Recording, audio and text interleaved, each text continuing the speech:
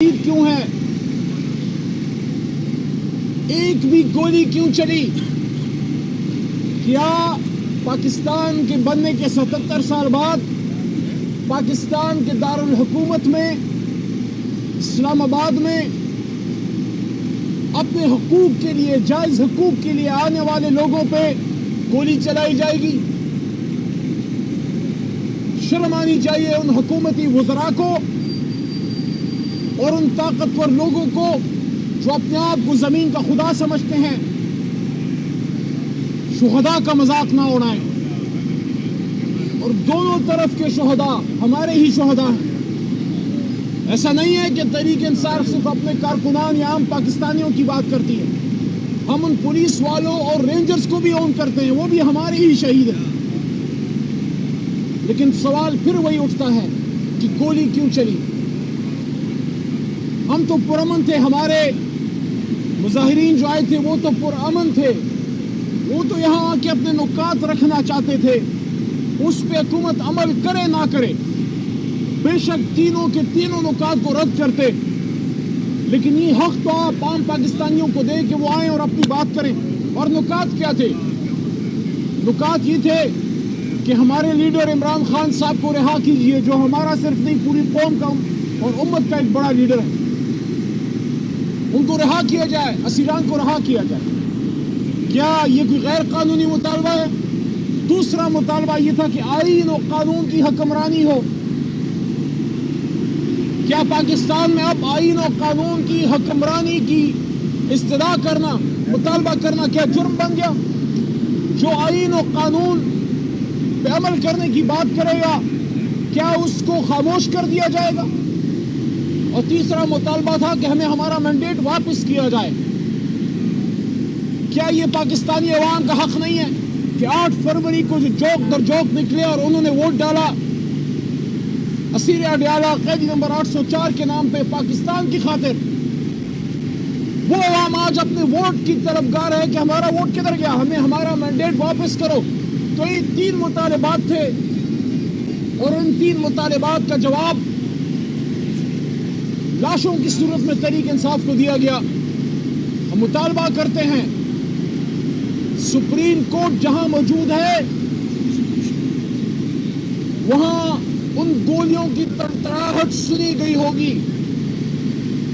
وہاں بھی وہ چیخو پکار پہنچی ہوگی اور زخمی بدنوں نے آسمان کی طرف دیکھ کر وہ صدا لگائی تھی۔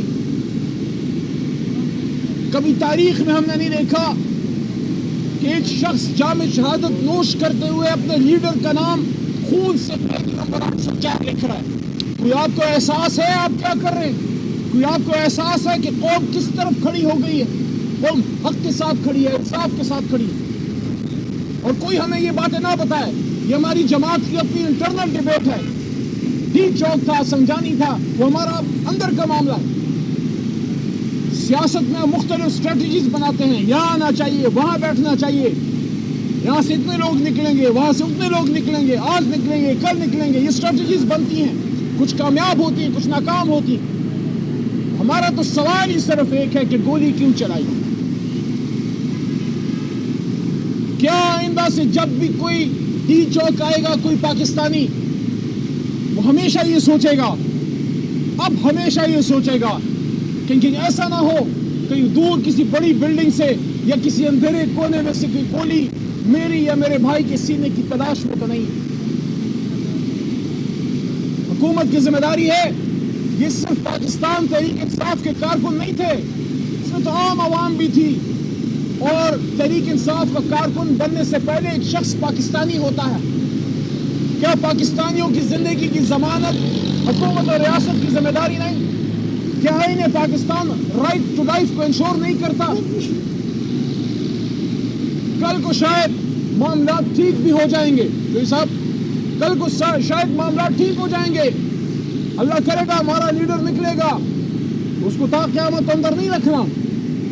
یہ مملکت کے امور بھی چلیں گے، سب کچھ چلے گا، نہیں چلے گا اور نہیں رکیں گی تو اس گھر میں وہ غم کی صدائیں نہیں رکیں گی جہاں شہیدوں کے لاشیں گئے۔ یہ ہم کس طرف چل پڑے ہیں، یہ ہم کس طرف چل پڑے ہیں؟ اس طرف بھی مسلمان، اس طرف بھی مسلمان، اس طرف بھی پاکستانی، اس طرف بھی پاکستانی. یہ گولیاں تو دشمن کے لیے تھیں. یہ تو ہندوستان بھارت کے بارڈر پہ ہندوستان کے لیے تھی، ہمارے دشمن کے لیے تھی، چاہے جو بھی دشمن ہو پاکستان کا.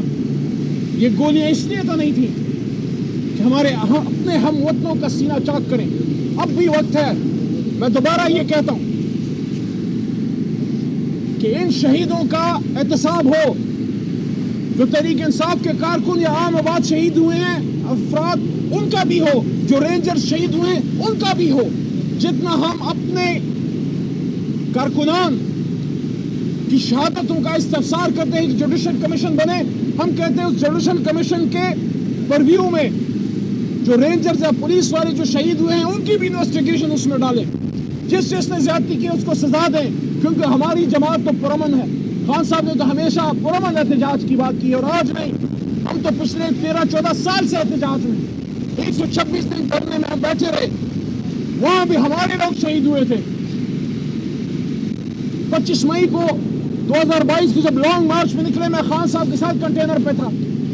اس دن بھی لاہور میں مختلف جگہوں پہ ہمارے لوگ شہید ہوئے تھے. اگر آپ کو یاد ہو 2014 میں جب ہم دھرنے کے لیے احتجاج کے لیے نکل رہے تھے، ہم پختونخوا سے آ رہے تھے، کچھ لوگ پنجاب سے آ رہے تھے، اس دن بھی ہمارے لوگ شہید ہوئے تھے. ہم تو پرامن ہیں، شہادتیں تو ہماری اٹھتی ہیں. اس لیے دوبارہ یہ ڈیمانڈ ہے، ان شہیدوں کے ان لاشوں کو آپ صرف افراد نہ گنے کہ آئے تھے ختم ہو گئے، کوئی بھول جائے گا. ہم نہیں بھولیں گے. آج بھی یہ قوم متلاشی ہے انصاف کی، 12 مئی کے انصاف کی جو کراچی میں ہوا تھا، سانحہ بہاولپور کے انصاف کی. آج بھی یہ قوم متلاشی ہے ہر اس ظلم کی جو اس ملک میں ہوا ہے، اور آج نہیں تو کل انصاف تو ہوگا. عمران خان صاحب کی رہائی اس وقت اس تمام معاملے کے حل کے لیے جادو کی چابی کی کنجی ہے. عمران خان صاحب کی جب تک رہائی نہیں ہوتی، یہ مسائل حل ہو ہی نہیں سکتے. عمران خان صاحب کے پیچھے پوری قوم کھڑی ہے، اور خان صاحب نے بارہا یہ بات کی ہے کہ وہ باہر نکل کے انتقام تو نہیں لیں گے. وہ انتقام لینے تو نہیں آ رہے.